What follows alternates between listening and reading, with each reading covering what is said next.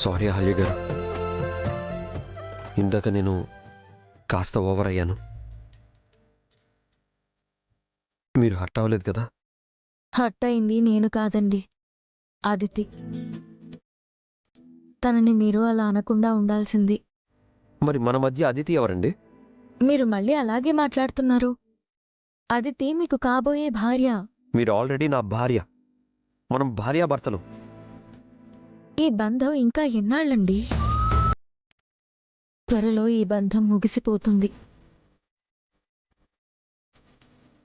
మళ్ళీ కలవని మన జీవితాల కోసం ఎందుకంత ఎమోషన్ పెంచుకుంటారు? లేదండి, మనవి కలవని జీవితాలైతే కాశ్మీర్లో ఆ దేవుడు మనల్ని కలపడు. మనది విడిపోయే బంధమే అయితే పెళ్లి బంధంతో మన ఇద్దరిని ఒకటి చేయడు. అది అనుకోకుండా జరిగిపోయిందండి. కానీ అది శాశ్వతం కాదని ఈ పాటికి మీకు అర్థమై ఉండాలి. మీతో కలిసి బ్రతికే రాత నా నుదుటపైన లేదండి. అని ఎవరు చెప్పారండి? కలవదు కలవదు అనుకుంటే ఎప్పటికీ ఏది కలవదు. కానీ ఒక్కసారి కలిసి ఉండాలి అనుకోండి, ఎప్పటికీ కలిసి ఉంటాం. నేనొక కారణంతో ఇక్కడికి వచ్చానండి, మీతో కలిసి ఉండడానికి కాదు. నన్ను పూర్తిగా చెప్పనివ్వండి. నేను ఎలా అనుకుంటున్నానో మీరు కూడా అలాగే ఆలోచించాలి. ఈ ఇల్లు మీది అని, ఈ మనుషులు మీ వాళ్ళు అని అనుకోవాలి. ఈ కుటుంబానికి నేను ఏమీ కాను అన్న భావనని పక్కన పెట్టి ఇదంతా మీదే అని మీరు బలంగా అనుకోండి.